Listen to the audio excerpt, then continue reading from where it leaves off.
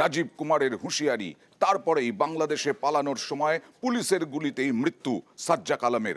অনেকের মতে, অনেকেই বলছেন এরকম দুষ্কৃতীদের পুলিশকে গুলি করলে এনকাউন্টারেই মারা উচিত।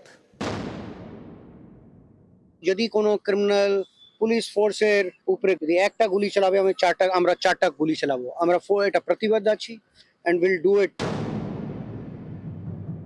বৃহস্পতিবার ডিজি রাজীব কুমারের হুঙ্কার, আর শনিবার এনকাউন্টার।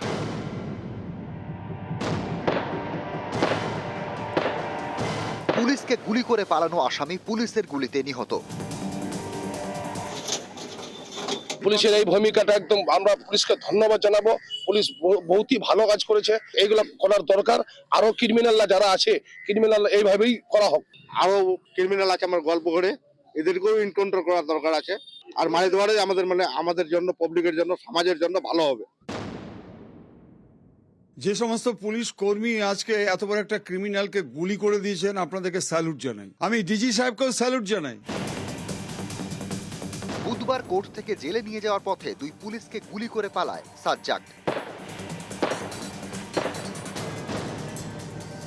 বৃহস্পতিবার সুর চড়ান রাজ্য পুলিশের ডিজি রাজীব কুমার।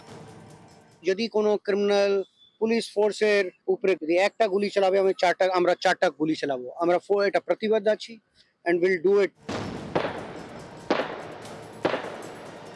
এরপর শনিবার সাত সকালে এনকাউন্টার, পুলিশের গুলিতে সাজ্জাকের খেল খতম।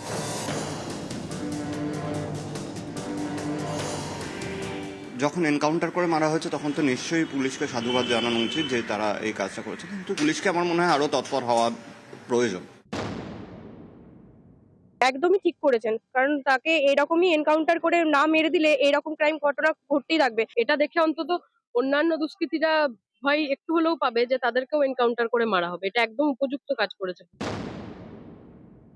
আমার মনে হয় এরকম কাজ আরো করা উচিত। দুষ্কৃতীকে মেরেছে, খুব ভালো কাজ করেছে, আরো আগে করতে পারলে আরো ভালো লাগতো। হ্যাঁ, আমরা এতে খুশি, খুব খুশি হয়েছি। অন্য দুষ্কৃতীরা করার আগে দুবার ভাববে, আর পুলিশরা খুবই ভালো কাজ করেছে।